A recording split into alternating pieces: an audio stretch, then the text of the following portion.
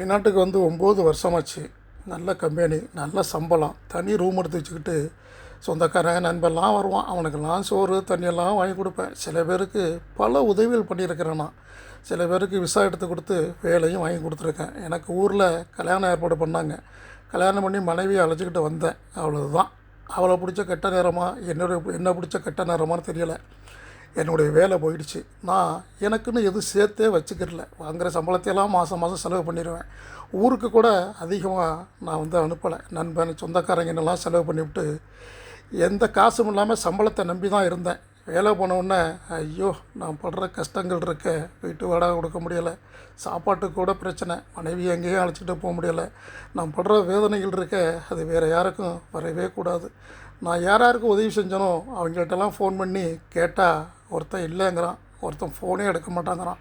சில பேர் பார்த்தா பார்க்காத மாதிரி போகிறான். அதுதான் எனக்கு மிக வேதனையாக இருக்குது, கஷ்டமாக இருக்குது. நான் எவ்வளோ உதவிகள் செஞ்சேன், இன்றைக்கி எனக்குன்னு உதவி செய்கிறதுக்கு யாருமே இல்லையே. இதுதான் உலகமா? பணம் இருந்தால் தான் நட்பா? எது செஞ்சால் தான் உறவா அப்படின்னு வாழ்க்கையை நான் புரிஞ்சுக்கிட்டு பல கஷ்டத்தோடு உட்காந்துருக்கிறேன். என்ன மாதிரி யாரும் இருக்காதீங்க.